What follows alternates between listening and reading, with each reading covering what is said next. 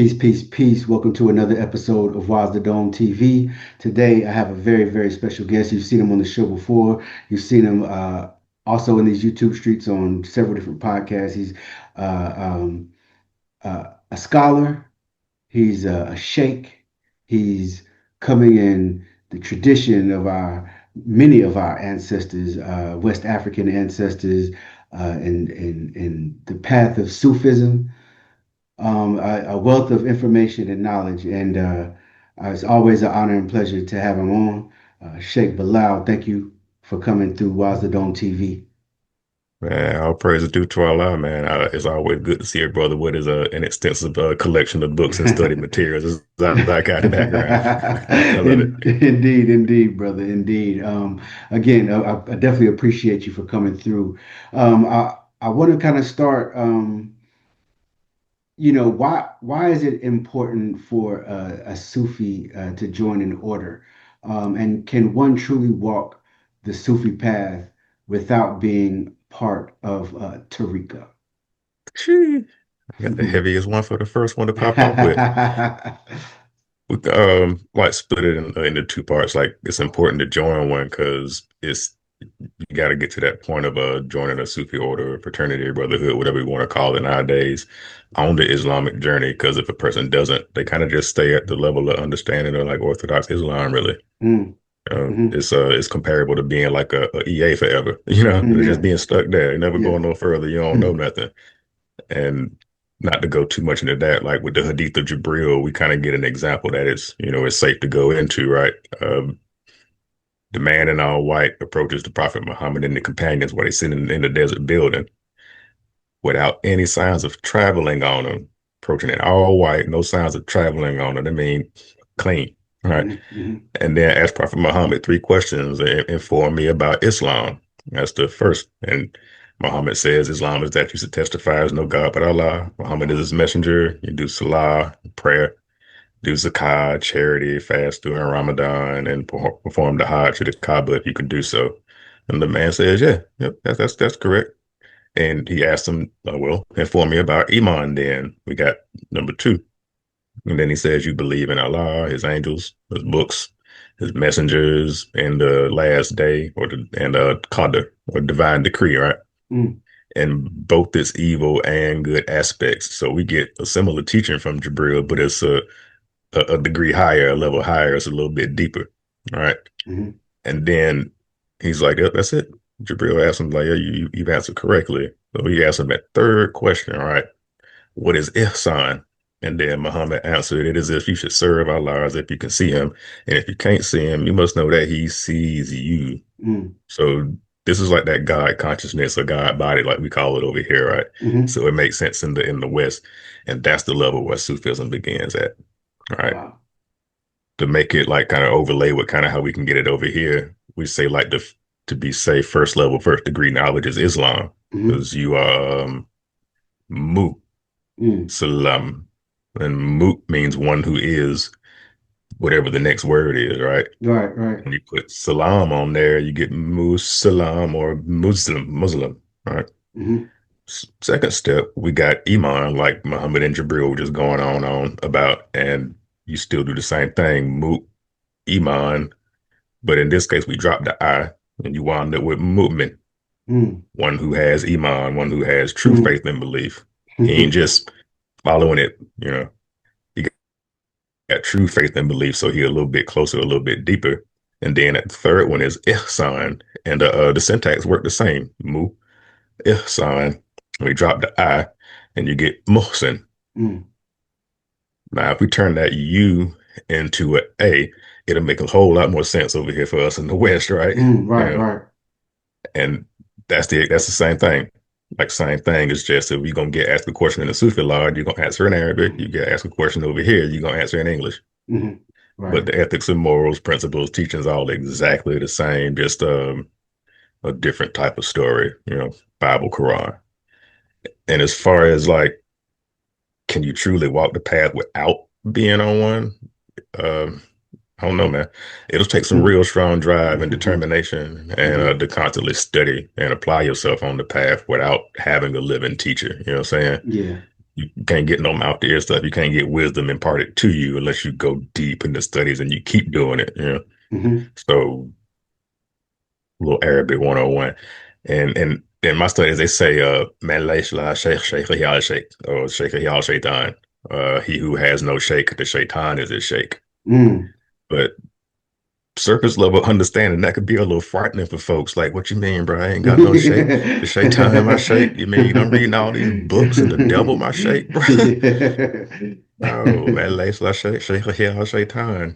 Sufi context though, because we ain't talking about no guy with no red horns up under the earth, right? The Mhm. shaitan is the person's inflamed ego Mm. or his nafs or lower self, like we call it in Sufi orders. Mhm. So that gets inflamed to the point to where that fire is allowed to rise up through the Kundalini circuit without being purified. Mhm. Mhm. And when that type of influence makes it to the heart space and in the person's mind, guess what they're gonna do? They're gonna act devilish. Right. They're gonna use shaitan. Mm. Right. Right. That's the shaitan. Eh, That's why some say it's black and white shaitans, right?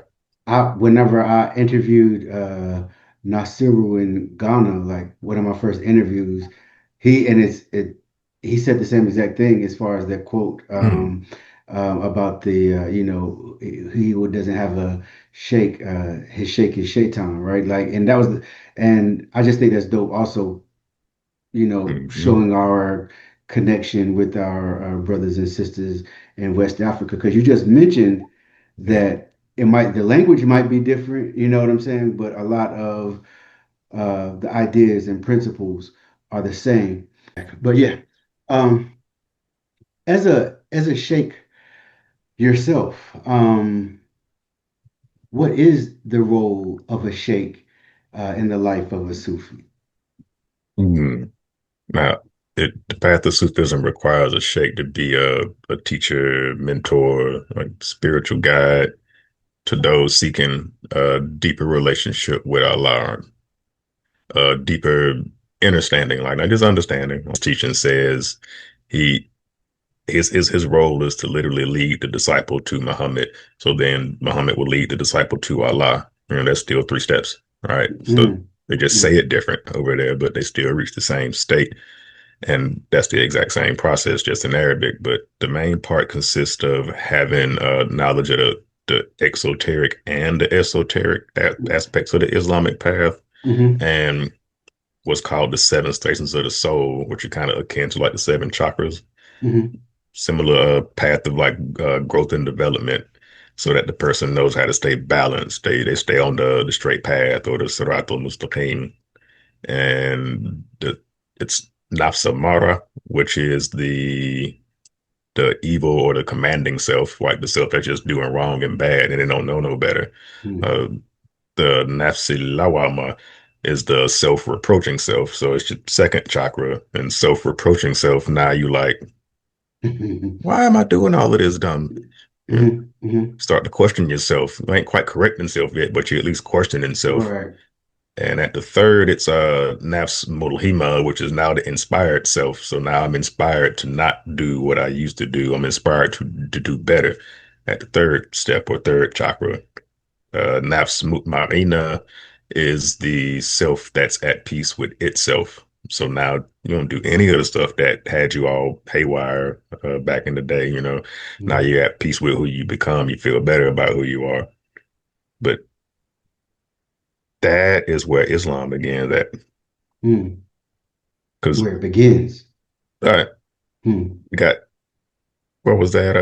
Amarwa, Lawama, Mulhima, and Mutmainna. That's four right there. But if we count the chakras from the bottom, when we get to the fourth one, it's the heart space.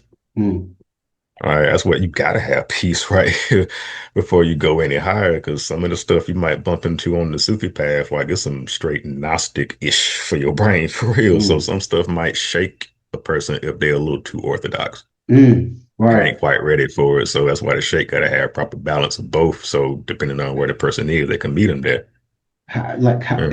As far as orthodoxy goes, right? Like because you as we know, like in the 5% or Nation of Islam, um, Elijah Muhammad talks about obviously not only that the black man is God, but that there is no mystery God. And Hmm. I've heard and Sheikh Sufi, he'll say the same thing. Whenever we look at just what, because this, for people who may not understand, whenever you're referring to God or Allah, like you're not referring to someone sitting on a throne in space. That part, no old guy with no Mhm. beard. That's just like you get a blessing, like the Oprah show. Right, That's right. what a person believes, then hopefully it'll get them a little closer to, realization, but Mhm. No, we still got to know how to teach them there. yeah, true. Now, when it comes to orthodoxy, um, do you do you feel like as far as on like a Sufi, right? And you talked about the esoteric and the exoteric, like the tradition, the outward things that the ritual that's involved, uh, Mhm. does that help the esoteric aspect of it? Like, does it kind of feed off of each other?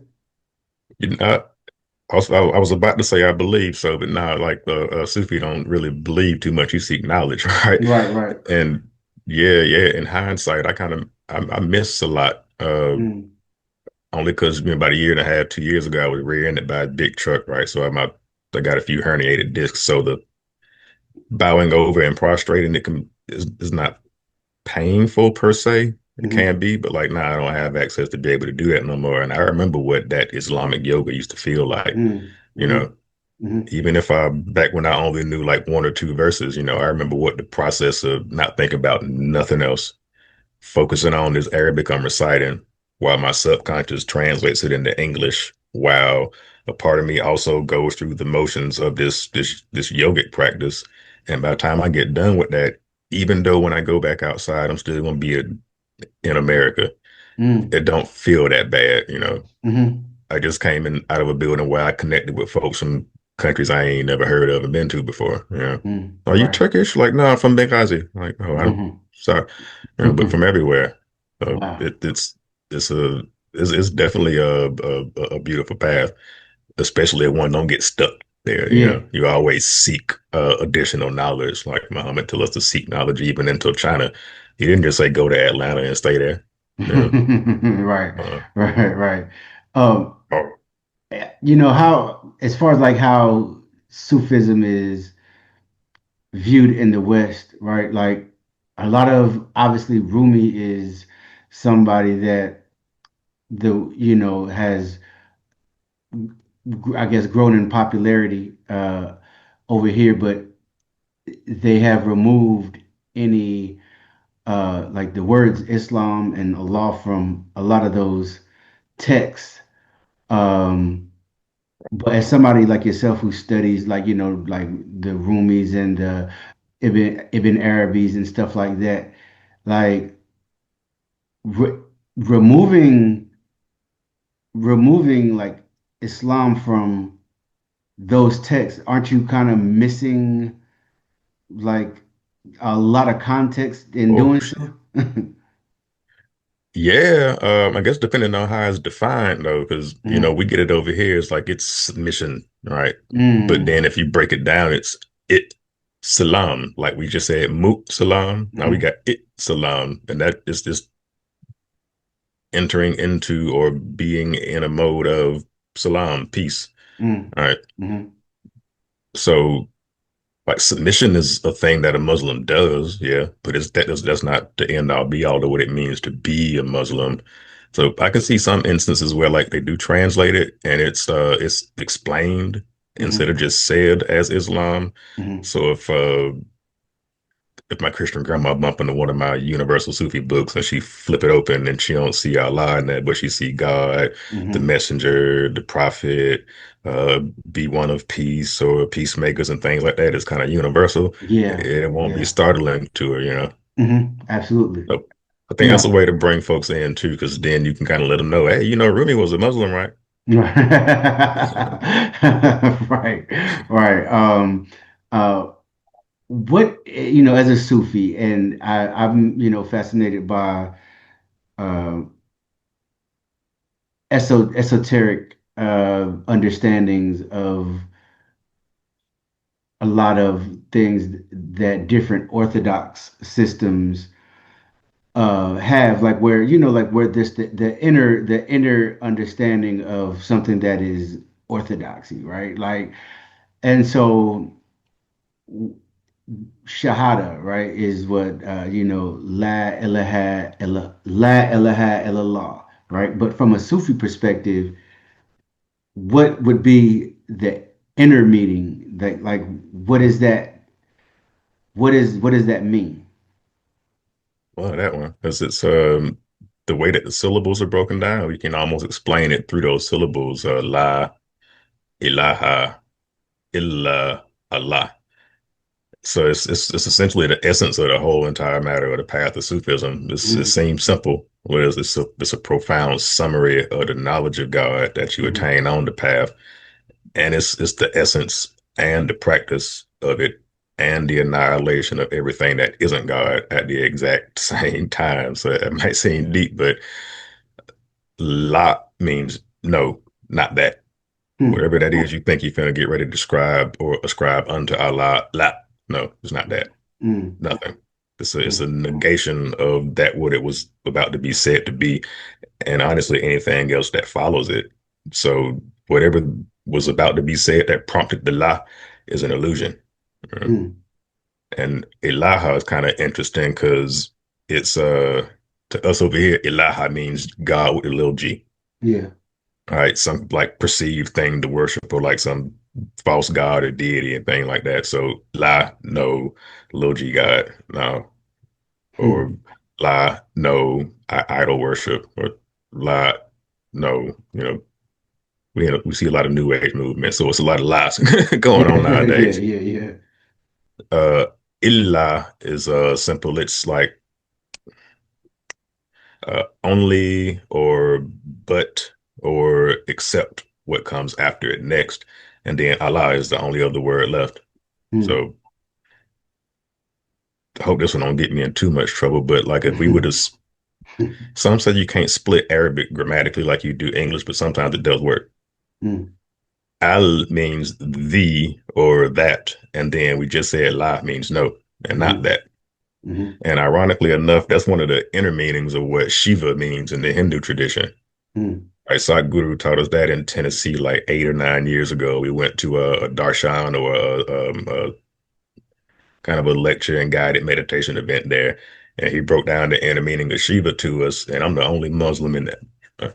And when he said Shiva means that which is and that which is not, I wanted to yell la ilaha illallah so loud, but it's a thousand something Hindus around me. I just Yeah. had to keep it on the Yeah, inside. yeah, yeah, But what you mean like that is that which is and it's that which is not at the same time? Like it seems like a contradiction, but it's like now we are implying he was implying we are unable to truly deny God in any way, Hmm. shape, or form, and we're also unable to completely describe him in concrete being, even though some of us think he in that box over there that everybody walk around. Right? What is the science of the Cabba? Like, what's the Man. I know, my bad, G, like, but Nah, you that's know it. I get to pull some Shake Off and New Bama out with that one though, because yeah, yeah, let's do that.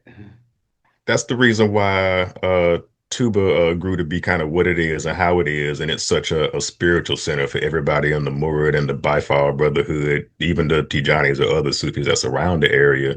But I wish I could remember the name of the poem he wrote. Oh, Matlab Falzani, the quest for happiness in both worlds. He was saying that the writer of this poem will be blessed by Allah for XYZ and doing it in prose form. And one of the last things that he wrote that he was being blessed for was that due to him succeeding in 33 things renounced, right? Mm-hmm.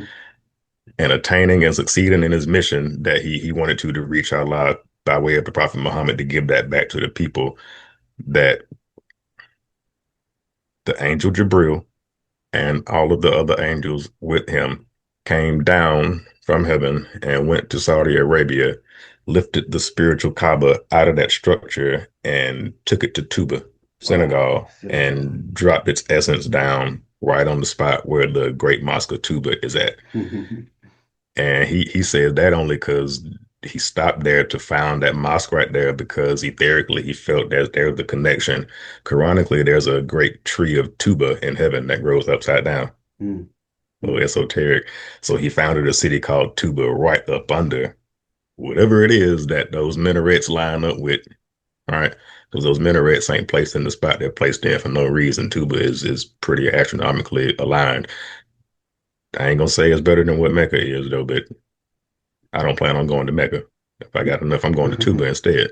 Yeah. Right. As somebody like that's that's deep and as an African, I wonder,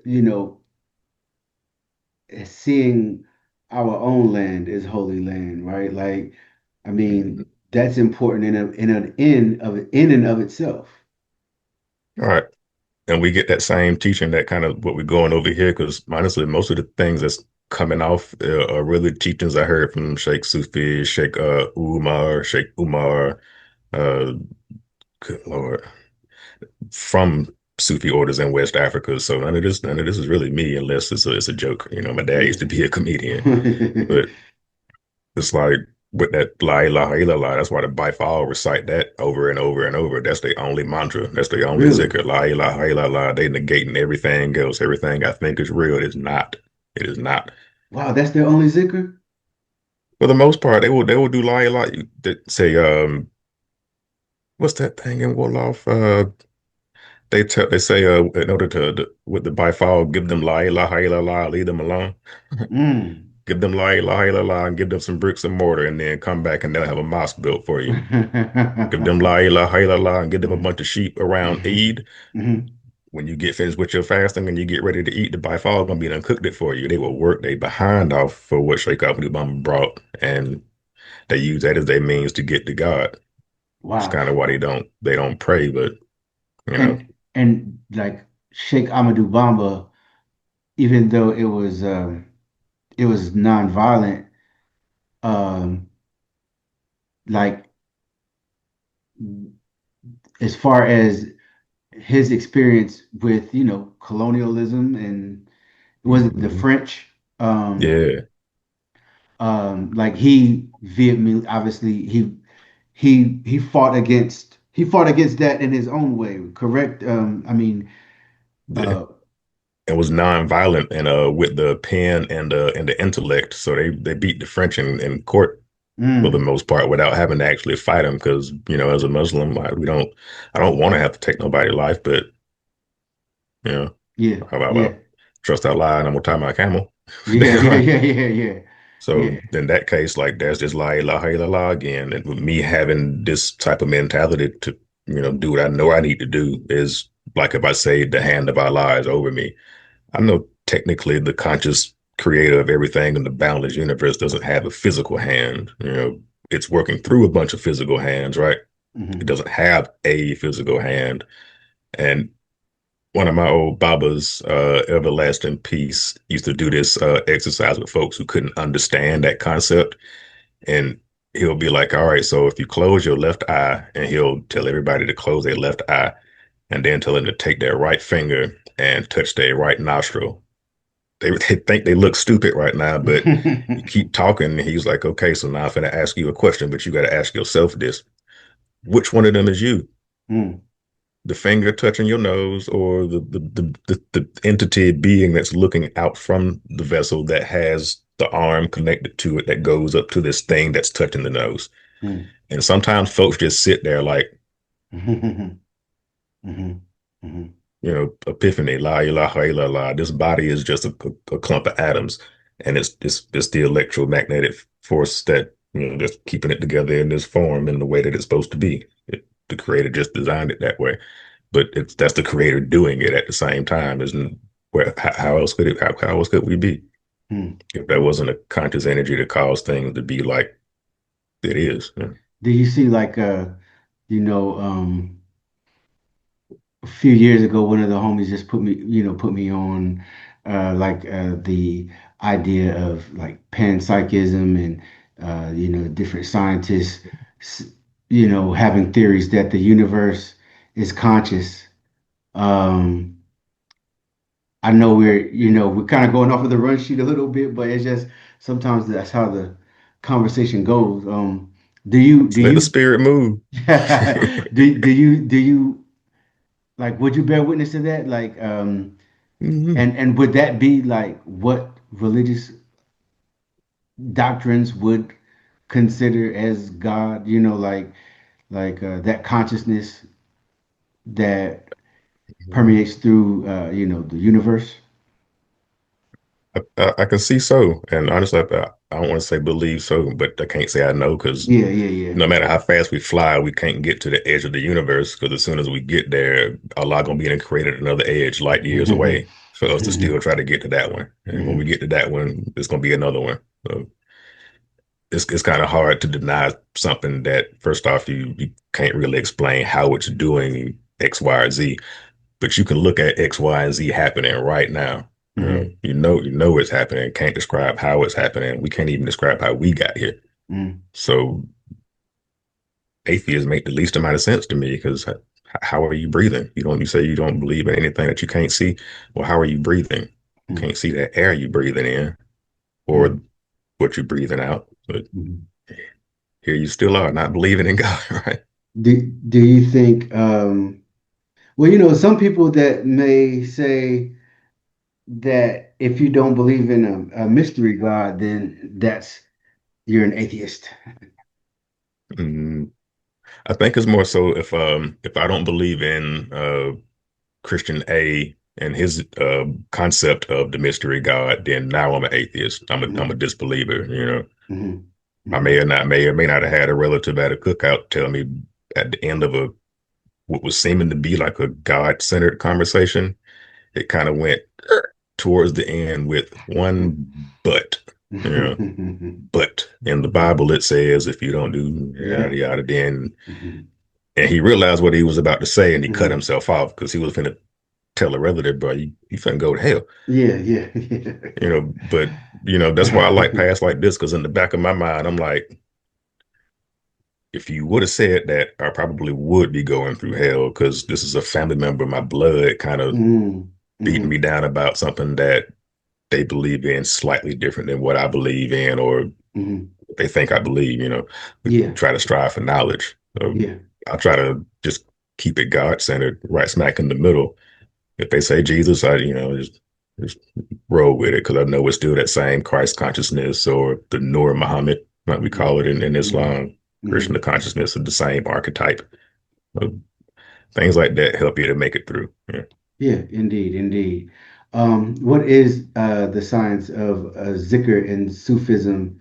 Like beyond repetition, what is happening in your inner world and psychologically and even cosmologically, like when one engages in zikr?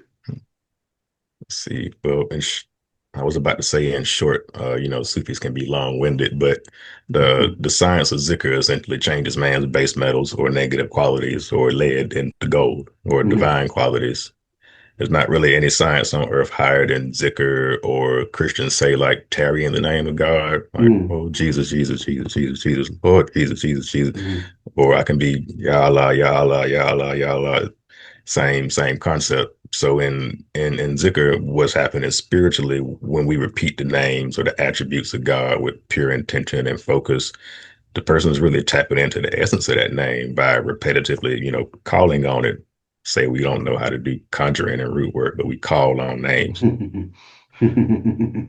And we do it Mhm, over and over and over and over. mhm, But spiritually, what we're doing, we're not letting anything, we're not letting the consciousness within the mind allow it to focus on anything else but that over and over. So at a point in that practice, the person kind of becomes engulfed in it. That's why the bifal get to a point of where they do in their zikr, they just pop.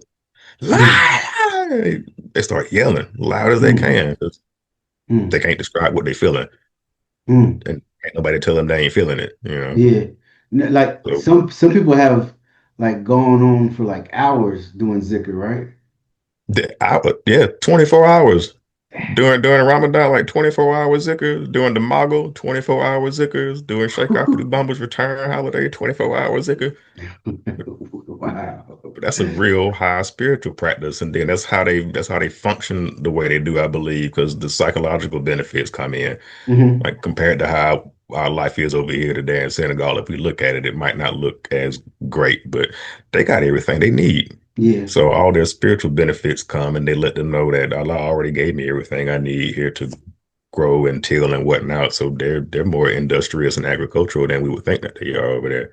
Hmm. They don't Hmm. allow their mind to focus on any material things that go away. They focusing on things they can do with the blessings that they get from the world to give back to that and to other people from it, Hmm. just like we would do in Kemet.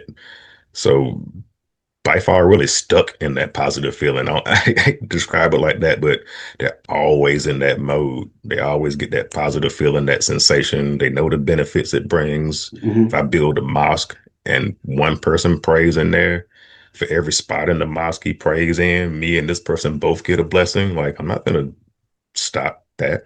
Like, Right. I want to share as many as I can with people, and it's the same thing with them. So it's like a conscious and self deprogramming and reprogramming at the same time. Like with me, I didn't play the radio and I was in the orthodoxy for real because they Hmm. tell you, dangers Yeah. about listening Music. to the Yeah. radio, Yeah. Yeah. Yeah. music, and TV. And nowadays, I'm to a point where my Pandora and Spotify station is programmed perfectly, guy. Yeah. Yeah.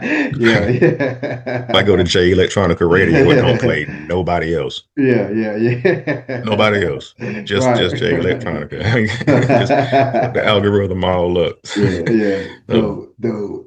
Shatter the paradigm and then create a new one. And Mm. the same thing going on here means it got to be going on cosmologically, right? Mm. So not to get Sufi, if I were to recite the seven names of Allah that go with the seven Rouhani names, that go with the seven Jinn King names, that go with the seven planets that correlate to the 7 days of the week, and yada yada yada. If I do a very very particular practice on an auspicious day or a night during a particular time throughout the lunar month, I'm aligned with something very particular, and the practice is catered to that.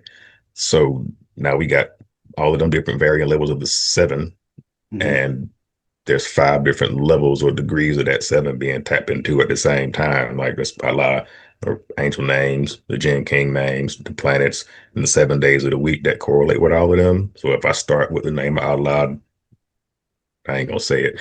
That is for Monday, all right? Hmm. Sunday would just go on the other side, and I would go in that order, and eventually I'll get in a rotation, which Hmm. oddly enough matches up perfectly with the lunar calendar cycle. So you getting tapped in multiple levels at the same time, and some of them is just too deep to really even realize unless you get like the bifall and you feel it and you And you you pop, you know. you kind of mentioned like even like the movements like with like the whirling dervish, right? Like there it's like Yeah. it's a con they're not just spinning for no reason. Like No. conceptually it's there's a concept and an intention behind it, right? Definitely. Like look up some of the there's a couple like Bektashi videos of them dervishes spinning in their lodge over there. Hmm.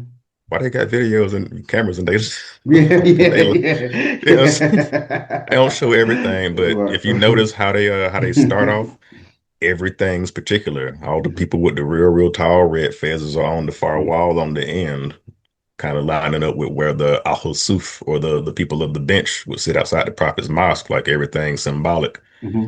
If you see one with any new disciples coming in, they'll have on a particular dress, a particular sash, and some tied around them somewhere. And they kind of get introduced to that practice slowly but surely. Yeah. And those two systems need to be married. I think Sheikh Mm. Sufi mentioned that in the past about the East and the West needing to meet in the middle because both have something equally as beneficial, and they come from Kemet anyway. So why keep all these things separate? Yeah, yeah. Especially if they're gonna be beneficial for us as a whole. You know, one thing I just, just you kind of sparked another thought. But with Sheikh Ahmadou Bamba, Sheikh Ibrahim, um, Mhm. when we you know, and we're looking at the Mordids and by fall, like how did they not become orthodox, right? Like how did they get on the Sufi path? Huh. Because I'm just thinking, because these are, we're West Africans. There's a book by a scholar. You probably have it. I've been wanting it for a minute, but it's what is it? It's called like Ifa, and it's called like Ifa and Sufism to Yeah. West African knowledge systems or something like that, right? But and so uh, how did they get on the Sufi path instead of an Orthodox path?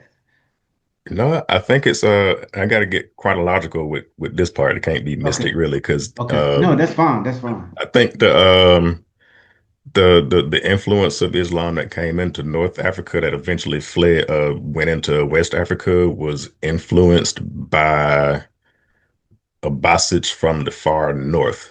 No matter how many Wikipedia pages tell us that certain Abbasids were from or in Mecca, they were really from like Syria, Persia, Turkmenistan, and places like that.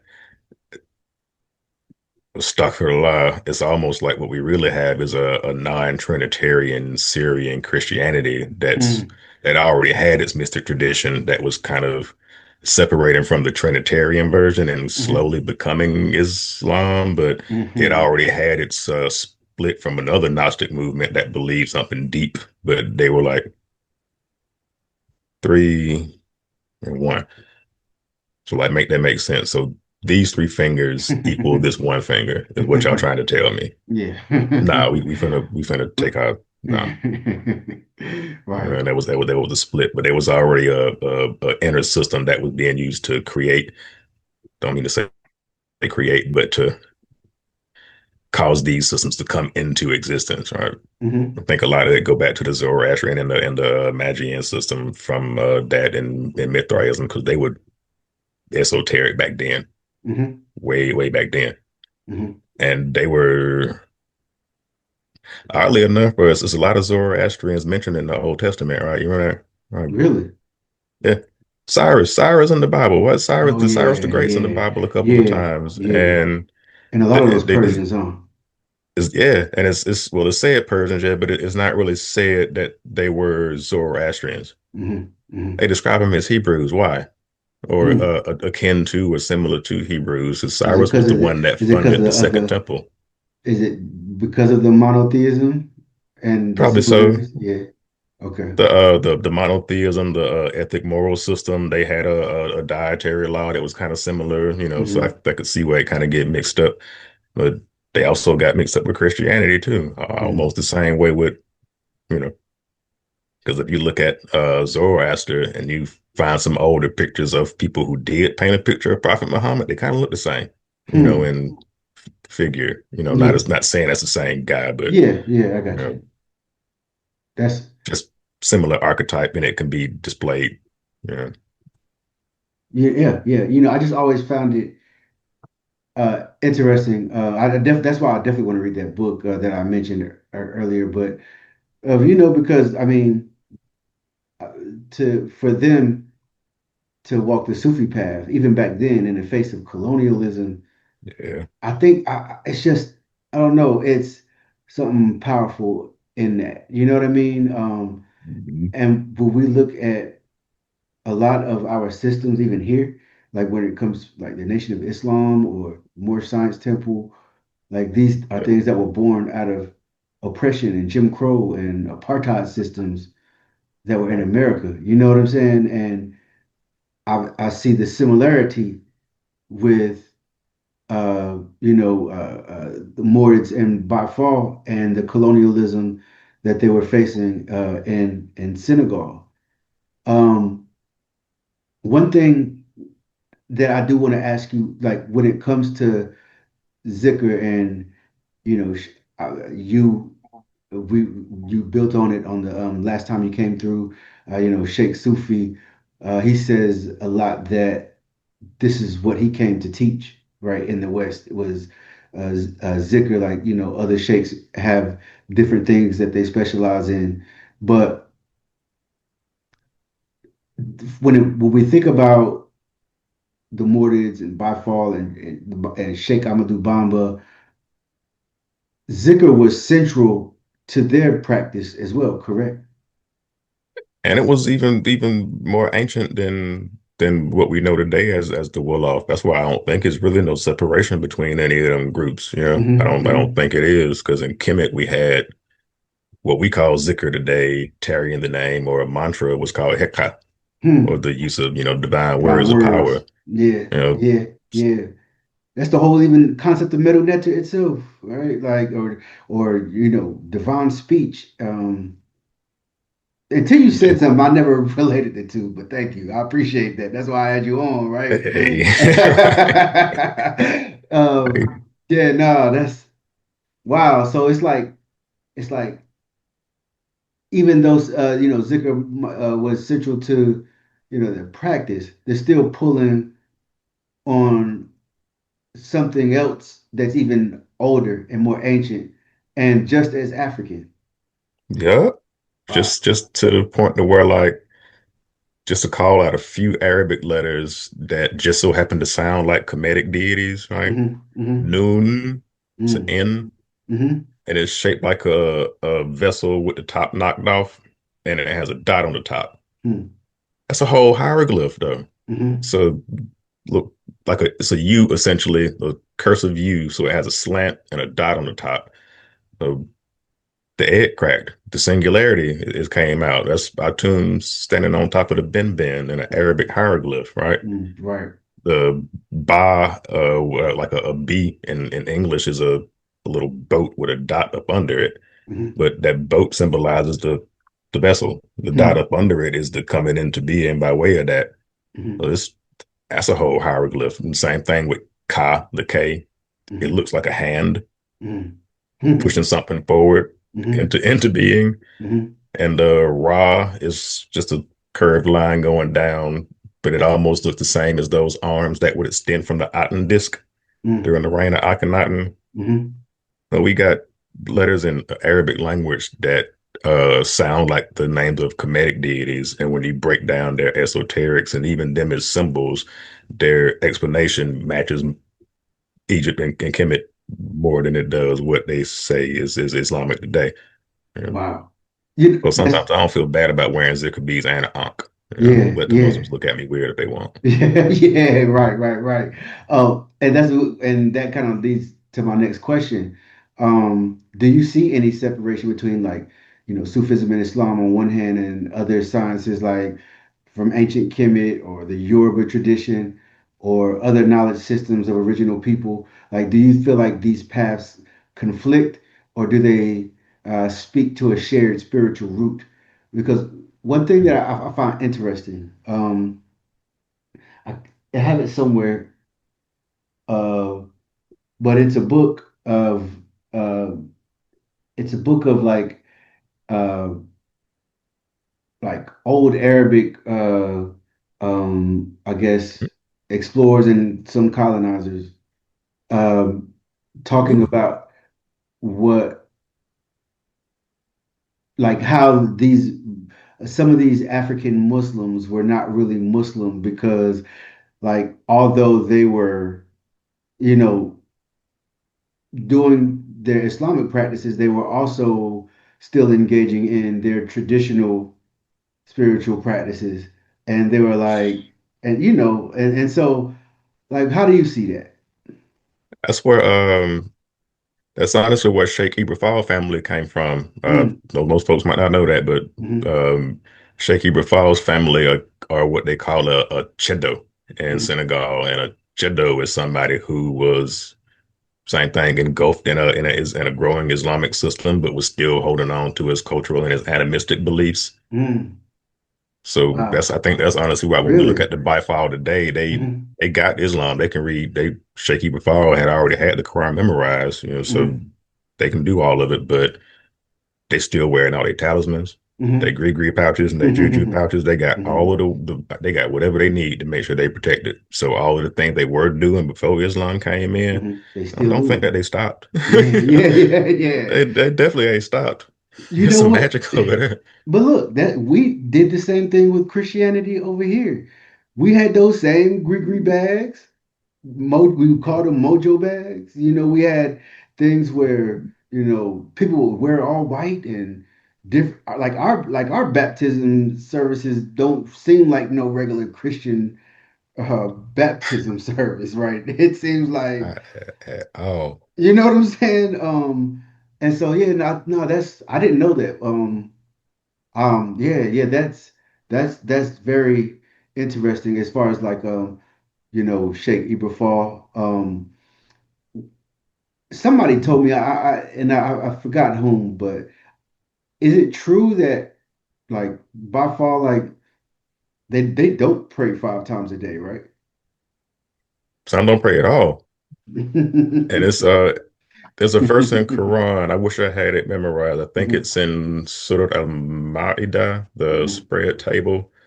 And and I also hate to paraphrase the Quran, but its essence is describing of people who do all the described things, like your charity, communal works, donating your out from what Allah gave you to someone else, and doing that so much, and that being I don't want to say better, but an equal uh, and equally pleasing thing in the sight of Allah. mhm, So there's a way for them to still hold on to their traditions. They still are able to participate in Ramadan because mhm. they're cooking food for the entire community. Yeah, yeah, They're yeah. singing qasides and they're reciting Quran the whole entire time, reciting La ilaha illallah. So the energy is high in there. Mhm. And some other people who've been fasting all day is finna eat that food with all that spiritual energy in it. Right? The blessings are too big to count to the point to where I'm like, how many salat would a bifal have to make, right, in order to really equal up?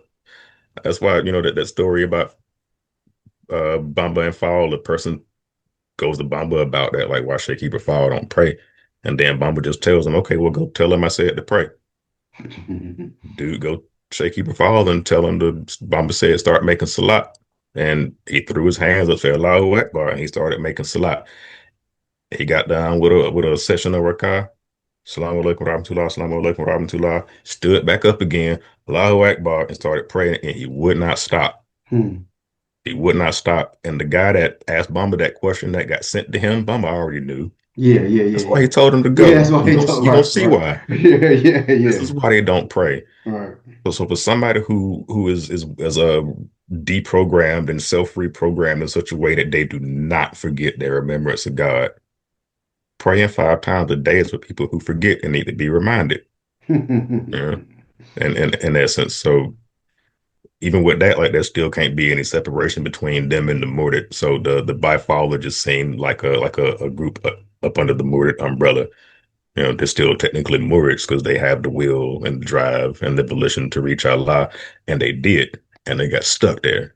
Which is why their community is the way it is. So there's no separation because Sufism focuses on divine unity. We don't allow the concept of oneness to be divided into three. You know, Hmm. even though the finger got these these three sections, That and the that that orthodoxy will tell you that yeah. it ain't compatible, but it is. Hmm. Wow. Um, you know, much is obviously within the religion, obviously, with hadith and other things, much is spoken about, Prophet Muhammad. Um, but from a Sufi and esoteric perspective, what does he represent spiritually or symbolically? What is the deeper inner reality of Prophet Muhammad for the seeker of the path? We go to the cosmos and the Kemet, Hmm. right? Hmm. Among all the various like conceptions, concepts, and I guess beliefs about the person that existed in the Muslim traditions, one of the ones that exists in Sufi order that's the most misunderstood and understudied is this Nur Muhammad or the light of Muhammad. which is comparable, like we were saying earlier. That's the Christ consciousness. That's the Krishna consciousness. That's the soul Ra within. That's the spirit self. That's the cosmos within the vessel. And understanding that the essence of Muhammad is conceived to be that same pre-existent divine light that came to exist in this vessel, right? It's like a theophany, like a theophanic manifestation, like a be and it is, like Mm. Allah say in the Quran. So they say the first thing Allah created from was a praiseworthy light from Himself, but praiseworthy is Hamid, right? So He created a mu praiseworthy Hamid light. Nur. So we guess where we get the Nur Muhammad from. So this Muhammad, in essence, is just Allah. It's just an essence of Allah being used to create material and physical form, right? But at that point, it's still in the cosmos, and that's what was used when God said "be" and it is, or "kun fayakun." He used that essence to make everything else. Meaning, if He took this essence from Himself and He used this essence that was Him and used it to create everything else, that's almost dang, that's kind of Christian, right? In the beginning was the width, and then Yeah. it was, you know what I'm saying? It's the same. They tell us not to say three, but back in Kemet, right? So I did the somewhat HR appropriate stuff done. Mu, right? Because some East African dialects do line up with some Semitic languages due to intermixing and whatnot, and the fact that most of it was stolen anyway. But Mu is water or waters, and Hapi is a Nile River god, right? It controls the inundation altogether.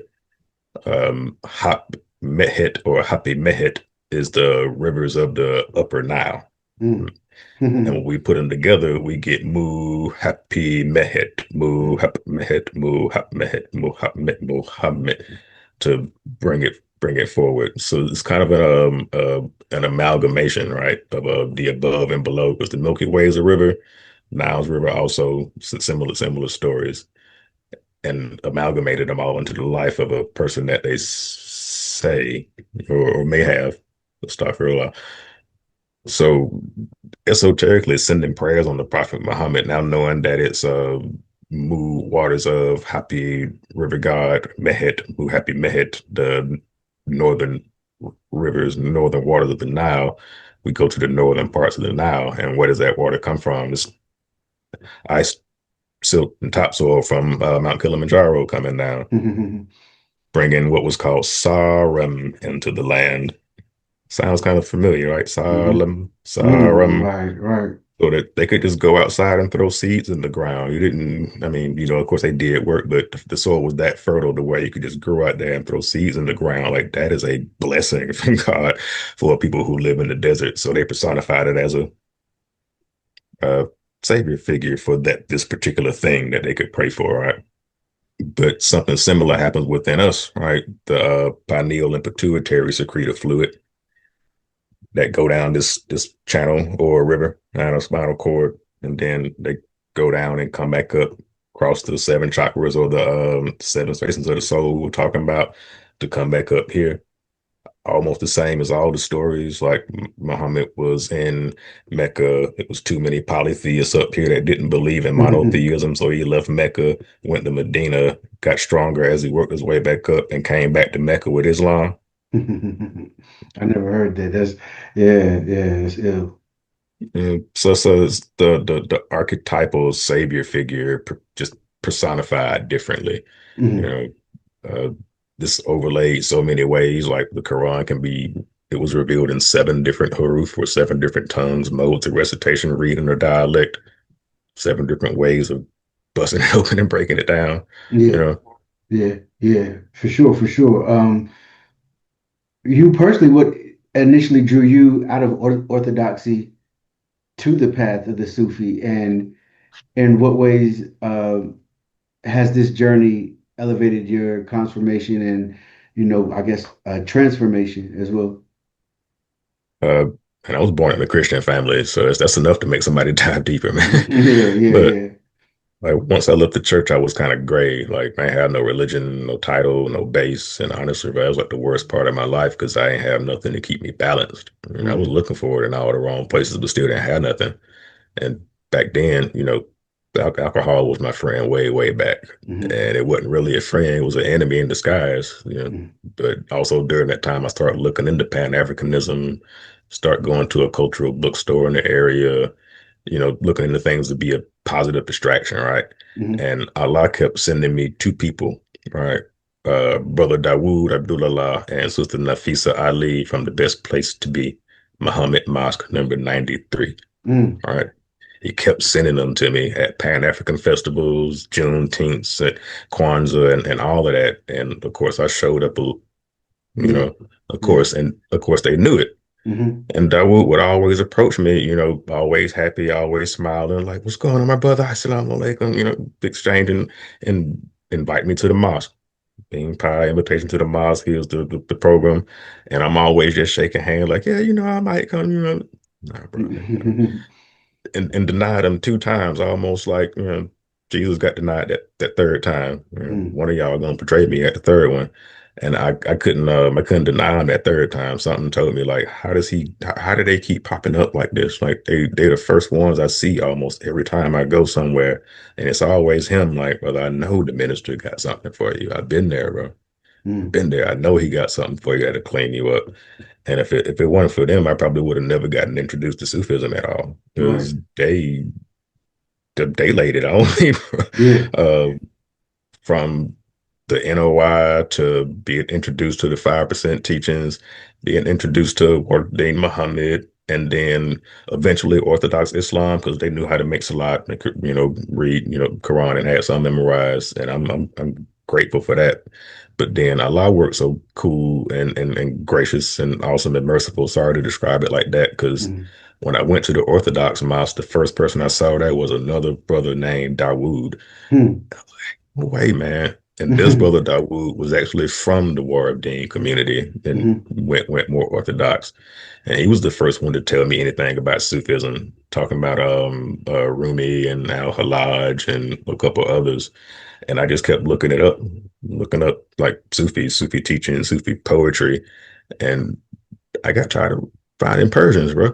I got tired of finding Persians. yeah, yeah, yeah, Little, yeah. little bird come by and say, "Hey, man, just type Black or African American in front of your Sufi searches, and then see where that leads you." And alhamdulillah, Sheikh Ahmed Bamba was one of the first ones to pop up, and Mm, Sheikh Sufi teaching up in New York, the Mosque of mhm, Islamic Brotherhood with the blue fez on. mhm. First Right. video, first teaching about Bamba I had ever seen. Mm, So he hit me up a little while after linking up with him on the journey, finally, getting a little past Orthodoxy and into Sufism. And honestly, bro, I don't know what he saw in me. I was just reading and studying and happy to have a connection to something African. He hit me up one day on a Friday and was like, "Hey, me mom Bilal," and I'm like,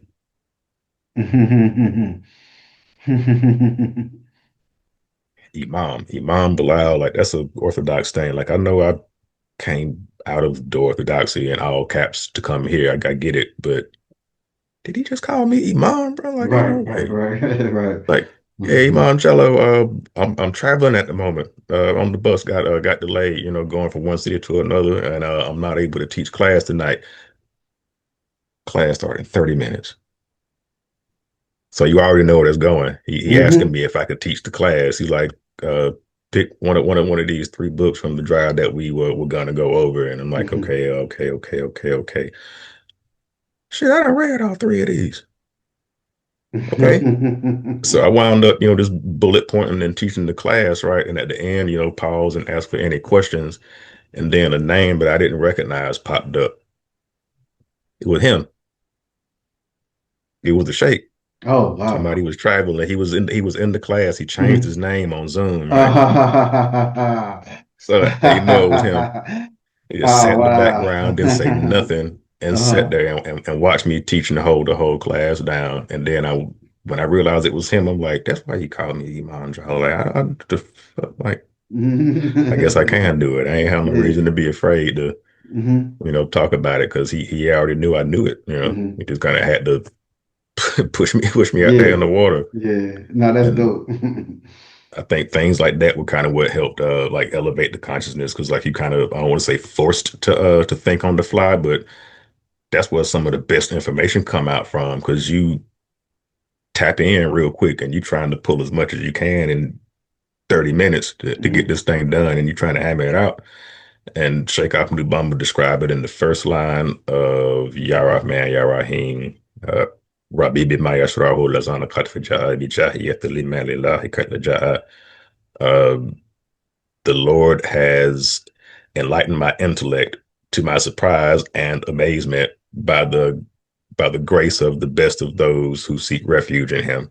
And at Mm, that point, I'm in hindsight, I came a long way. Like I had to get up under this umbrella to make sure I was better and could keep moving forward. Sought refuge with Allah. That's a stalk for Allah. You seek refuge with Allah and saw what I came from to what I became. And there go the explanation to why he said Allah enlightened my intellect to my surprise and amazement because I didn't even know hmm. how hard I was going to make sure I didn't go back to that old me. You know, Yeah.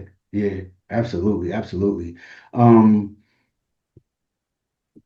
last thing I wanted to ask you again, it's always an honor and pleasure to have you on, and I appreciate you. You know, this has been a dope conversation.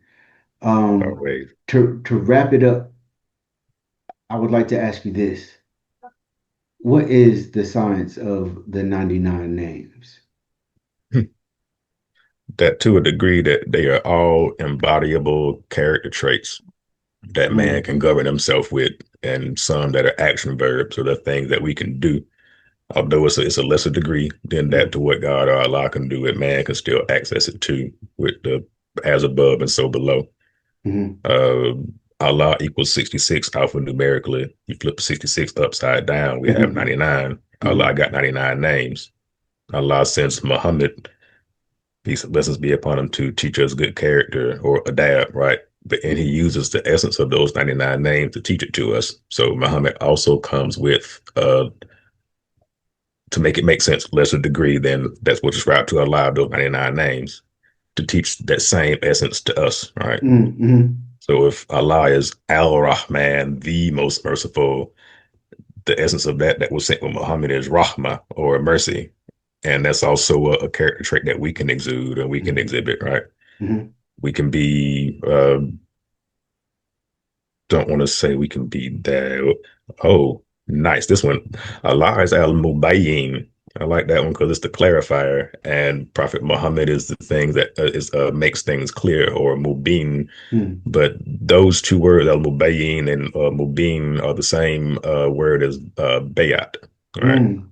Wow. Uh, bayat, bayin, mubin, like the one who makes things clear. So Hmm. the bayat is linguistically with Arabic, making things clear, and realizations like that come along. Like when you really study the 99 names and you realize that there are things that I can do, then I'm not going to lift these attributes just solely to Allah and just say, can He do these things for me? Like a certain degree of them exists within me. Hmm. And I'm pretty sure it's somebody downtown right now that might need some food tomorrow. And if I got a little extra, you know, you can bless somebody. So Right. the science of them is that they're embodiable traits. And if we were to do our spiritual practices, which we're telling ourselves over and over, no matter how bad of a day I might have, either Ya Salam, over the source of peace, telling myself to be peaceful over and over. Hmm. What do you think I'm gonna be by the time I get finished saying that like 7,000 times? I'm definitely not gonna be agitated, you Right, know. right, right, right. Gonna be peaceful. You know, I don't have the whole entirety of peace that Allah has, but a little piece of that came from Him and came down to Him and to I guess to reside within. Tap Indeed. and I am and wake it up and make it a part of self. Yeah, absolutely. It all relates back to self, and again, it's always a pleasure to build with you. I definitely appreciate you, taking the time out and coming and having this conversation.